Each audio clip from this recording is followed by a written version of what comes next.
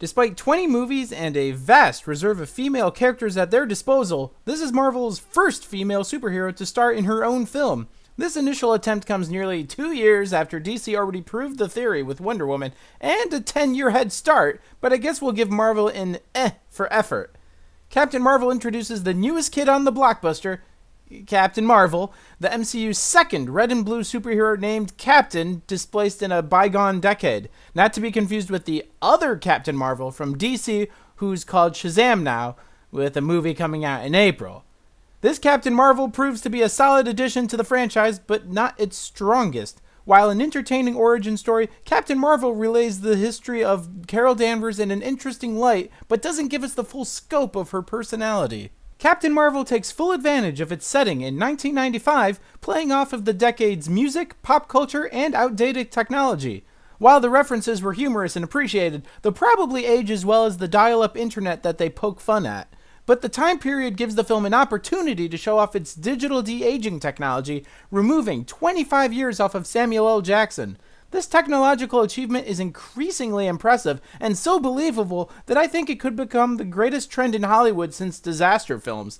Think about it. With digital de-aging, you may never need to worry about your actors becoming too old for any role. We could keep Wolverine for another 30 films. But how does Captain Marvel compare to her DC contemporary? Much like Wonder Woman, the film does an admirable job of portraying Carol Danvers as a strong and self-reliant woman without objectifying her or overshadowing her with the presence of a man.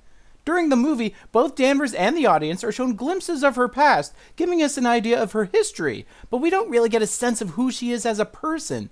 Initially, I saw this as a shortcoming for the film, but on further reflection, maybe that's the point. In the film, she aptly addresses the villain, stating, "I have nothing to prove to you."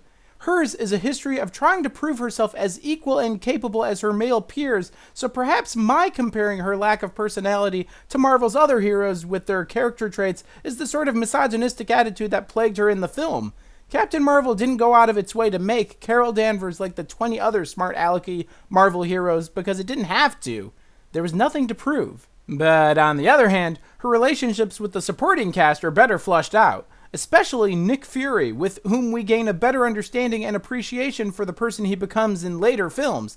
It turns out that Captain Marvel is chock full of references, Easter eggs, and foreshadows from Marvel's previous films, and provides some fun moments for attentive fans and nerds alike. Unfortunately, Captain Marvel isn't as impressive with its action. The fight sequences and special effects are somewhat underwhelming, and most of it is just CGI and choppy editing.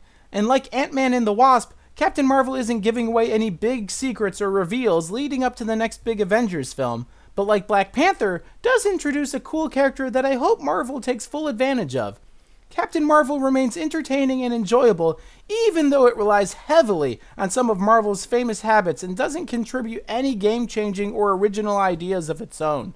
Captain Marvel, you got crit. Hey, thanks for watching. I hope you enjoyed that video. Please like and subscribe if you want to see more videos and reviews like that. If you have any suggestions for reviews you want to see, feel free to comment below.